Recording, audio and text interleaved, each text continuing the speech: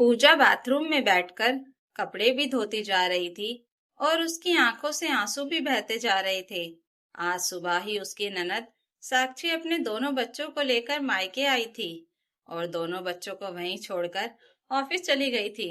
उसका ऑफिस यहाँ से पास ही था और वह अपने पति के साथ ही ऑफिस जाती थी। वैसे तो रोज पीछे से उसके ससुर उसके बच्चों को संभालते थे, लेकिन जब भी उसके ससुर कहीं जाते थे तो फिर बच्चों को संभालने की जिम्मेदारी पूजा पर आ जाती थी। अब मायका और ससुराल एक ही शहर में रहने से साक्षी को एक फायदा यह भी हो रहा था कि उसे अपने बच्चे संभालने की चिंता नहीं रहती थी। मगर आज तो साक्षी ने हद कर दी थी। एक सप्ताह से उसने अपने बच्चों के कपड़े इकट्ठे करके रखे थे और आज वह एक थैला भरकर गंदे कपड़े ले आई थी और अपनी माँ को देते हुए बोली, माँ, भाभी को कहना कि मेरे कपड़े भी धो दे। बहुत सारे कपड़े गंदे हो गए हैं और मुझे कपड़े धोने के लिए समय नहीं मिल पा रहा है। अपनी ननद की बात सुनकर पूजा हैरान रह गई थी। उसका मन कर रहा था कि वह इनकार कर दे, लेकिन फिर उसके साथ उसे बहुत कुछ सुना दिया जाता। वैसे भी इतना सब करने के बावजूद उसकी सास उसे हमेशा यही कहती थी कि तुम अपनी ननद से जलती हो। पूजा मेवन से ही सही काम तो कर ही रही थी। जब पूजा कपड़े धोकर बाथरूम से बाहर निकली, तभी उसकी सास कहने लगी, अरे वह देखो, उन्होंने पानी गिरा दिया है, सारा फर्श गीला हो गया है, जल्दी से पोछा मार दो वरना बच्चे फिसल गिर जाएंगे। कपड़े धोते धोते ही पूजा की कमर अकड़ गई थी। पूजा चिल्लाई, लेकिन फिर भी उसने पोछा उठाया और जल्दी से जाकर वह फर्श पर पोछा मारने लगी। उसकी ननद के दोनों बच्चे दिन भर घर में धमा चौकड़ी मचाते रहते थे और उन बच्चों के पीछे दिन भर भागते भागते पूजा थकान से चूर हो जाती थी, क्योंकि अक्सर साक्षी अपने बच्चों को यहीं छोड़ जाती थी। ऊपर से घर के सारे काम उसे अकेले ही करने पड़ते थे। यहाँ तक कि शाम को अगर उसकी ननद को ऑफिस से आने में देर हो जाती थी तो उसके घर के लिए खाना भी उसे ही बनाना पड़ता था और उसकी ननद यहीं से टिफिन लेकर अपने ससुराल चली जाती थी। उसके ससुराल में सास ससुर, पति और उसके दो बच्चे, इतने सारे सदस्य थे। सबका खाना पूजा को अकेले ही बनाना पड़ता था। ऊपर से यहाँ पूजा के ससुराल में उसके सास और पति का सारा काम भी उसे ही करना पड़ता था। उसका पति रोहित देर रात घर आता था, इसलिए वह घर के कामों में पत्नी की कोई मदद नहीं कर पाता था और उसकी सैलरी भी ज्यादा नहीं थी कि घर में काम वाली बाई रखी जा सके।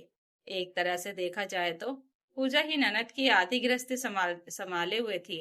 उसकी ननद के दोनों बच्चे जुड़वा थे और वह लोग अभी 2 साल के ही थे, तो उन्हें संभालना भी कोई आसान काम नहीं था।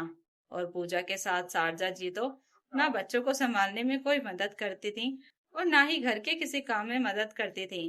बस दिन भर सोफे पर बैठकर अपना हुक्म चलाती रहती थी। ऊपर से अगर पूजा को इतने सारे काम करते हुए कभी थकान हो जाती थी और वह कुछ बोल देती थी तो उस पर यह इल्जाम लग जाता था कि वह अपनी ननद से जलती है, इसलिए काम करने में आनाकानी करती है। आज भी जब वह पोछा मारकर उठी तभी उसकी सास बोली, सुनो बहू, बच्चों को फल काट कर दे दो। पूजा के मुंह से निकल गया, फल तो यहीं रखे हैं, आप भी काट कर दे सकती हैं ना, मैंने अभी तक खाना भी नहीं खाया है। इतना सुनना था कि शारदा जी का गुस्सा फूट पड़ा और वह जोर से बोली, बहू, तुम मेरी बेटी से जलती हो, इसलिए उसके बच्चों का कोई भी काम करना तुम्हें अच्छा नहीं लगता है। तुम्हें उसकी सैलरी देखकर जलन होती है ना। तुम्हें तो ऐसा लगता होगा कि वह ऑफिस जा रही है और तुम्हें उसके बच्चे संभालने पड़ रहे हैं। देखो बहू, मेरी बेटी से जलेगी ना तो नरक में जाओगी। सास के ताने सुनकर पूजा रो पड़ी। उसकी आंखों से बहते हुए आंसुओं को देखकर शारदा जी कहने लगी, बस और कुछ तो तुम्हें आता ही नहीं है। दिन भर बैठकर बस आंसू बहाती रहो, जैसे कि मैं तुम पर कितना अत्याचार करती हूँ। मेरी बेटी की खुशियां तुमसे देखी नहीं जाती ना, इसलिए तुम रोती रहती हो। अब तो पूजा से वहां रुका नहीं गया। वह चुपचाप रसोई में चली गई और बच्चों के लिए फल काटने लगी। उसे बच्चों से या घर के काम करने से कोई समस्या नहीं थी, लेकिन इतना सारा काम संभालने के बावजूद उस पर हमेशा यही इल्जाम लग जाता था कि वह अपनी ननद से जलती है। और ये आरोप वह बिल्कुल भी सहन नहीं कर पाती थी। उसे अपनी ननद से जलने की जरूरत ही क्या थी। वह खुद भी पढ़ी लिखी थी और चाहती तो खुद भी अच्छी नौकरी कर सकती थी। लेकिन शादी के बाद उसने सोचा था कि वह अपने परिवार को समय देगी, इसलिए उसने नौकरी करने के बारे में कभी सोचा ही नहीं। मगर आज शादी के 2 सालों के बाद भी उसके किए हुए कामों की कोई सराहना नहीं की जाती थी, बल्कि अब तो उसकी सास उसे यही ताने मारती रहती थी कि तुम दिन भर घर पर ही तो बैठी रहती हो। अब तो पूजा से यह सब सहा नहीं जा रहा था। काम तो कोई भी इंसान हंसी खुशी कर लेता है, लेकिन अगर बदले में उसके किए हुए काम की सराहना ना हो, उसे ताने मिले, तो हर इंसान का मन थकने लगता है। और यही सब पूजा के साथ भी हो रहा था। रोज रोज के इन तानों से तंग आकर आखिरकार पूजा ने भी सोच लिया था कि जब इतना समय परिवार को देने के बाद भी परिवार अपना नहीं हो पाया है, तो फिर क्यों ना मैं भी अपने बारे में सोचूं। उसने अपने पति से बात की और कहा, सुनो जी, मम्मी जी कहती हैं कि मैं दिन भर घर पर बैठी ही रहती हूँ, तो क्यों ना मैं भी कहीं नौकरी कर लूं। घर के काम मैं सुबह सवेरे कर लिया करूंगी। रोहित ने कहा, तुम्हें नौकरी करनी है तो तुम शौक से करो, मुझे कोई आपत्ति नहीं है। और 4 पैसे घर में ज्यादा आएंगे तो भविष्य के लिए बचत होगी। पति की सहमति मिलते ही उसने अपना बायोडाटा बनवा लिया और नौकरी की तलाश में जुट गई। उसने अपनी कुछ सहेलियों से भी नौकरी के लिए बात कर रखी थी।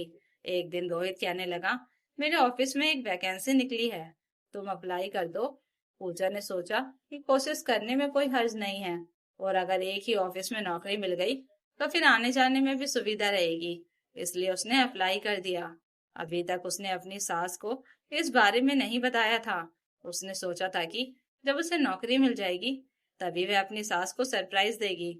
एक दिन पूजा रसोई में अपनी सास के लिए चाय बना रही थी, तभी उसके फोन की घंटी बजी। फोन पर बात करने के बाद पूजा के चेहरे पर एक चमक सी आ गई थी। वह चाय लेकर जब अपनी सास के कमरे में पहुंची तो उसकी सास कहने लगी, सुनो बहू, साक्षी बड़ी मुसीबत में है, अब हमें ही उसकी मदद करनी पड़ेगी।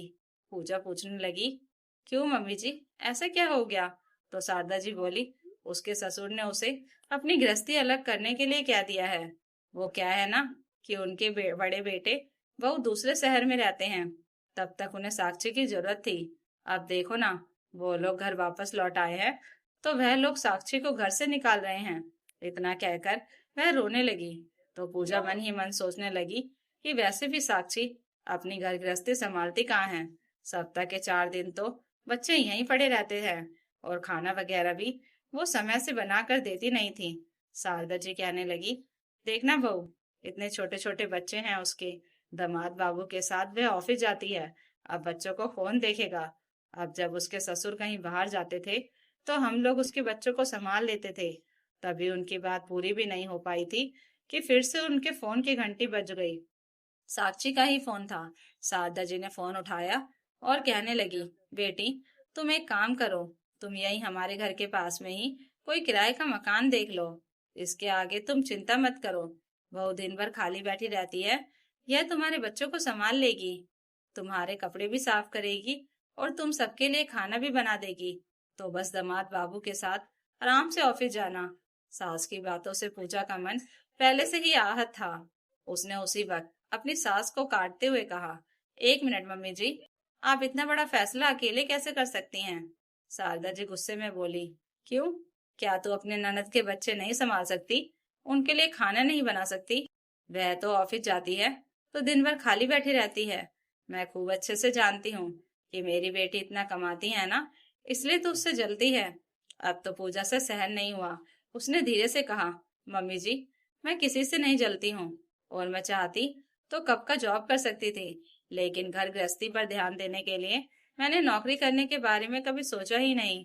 लेकिन आप तो मुझ पर हमेशा इल्जाम ही लगाती रहती हैं कि मैं उससे जलती हूँ। इसलिए अगर मैं उससे जलती हूँ तो फिर मैं उसका कोई काम भी नहीं करूंगी। मुझे उससे दूर ही रहने दीजिए। वैसे भी मैं आज आपको यही बताने आई थी कि रोहित के ऑफिस में ही मुझे नौकरी मिल गई है, और आपको यह जानकर खुशी होगी कि मुझे दीदी से भी ज्यादा सैलरी मिलने वाली है। तो अब मुझे यह मत सुनाइएगा कि मैं दीदी की कमाई से जलती हूँ। और जहां तक रही दीदी के बच्चे संभालने की बात, तो वह आप लोग मैनेज कर लीजिए। वैसे भी दीदी की सैलरी तो बहुत ज्यादा है, तो आप एक काम वाली बाई और आया रख लीजिए, और उसकी मदद से आप बच्चों को भी संभाल लीजिएगा। दीदी खाना बनाने वाली भी रख सकती हैं। बच्चे संभालने के लिए आया भी रख सकती हैं, क्योंकि उनकी सैलरी तो ज्यादा है ना। अब मैं किसी और की गृहस्थी संभालने की जिम्मेदारी नहीं उठाने वाली। इतना कहकर वह वहां से चली गई। बहू की बातें सुनकर शारदा जी अपना सा मुंह लेकर रह गई। आज तक पूजा ने बिना किसी स्वार्थ के अपनी ननद की कितनी मदद की थी, फिर भी हमेशा उसे यही सुनने को मिलता था कि वह अपनी ननद से जलती है। इसलिए आज उसे अपने लिए कठोर फैसला लेना पड़ गया। तो दोस्तों, अगर आपको यह कहानी अच्छी लगी हो तो कमेंट करके जरूर बताइएगा, और नई कहानियों के लिए चैनल को सब्सक्राइब जरूर कर लीजिएगा। Thank you for watching.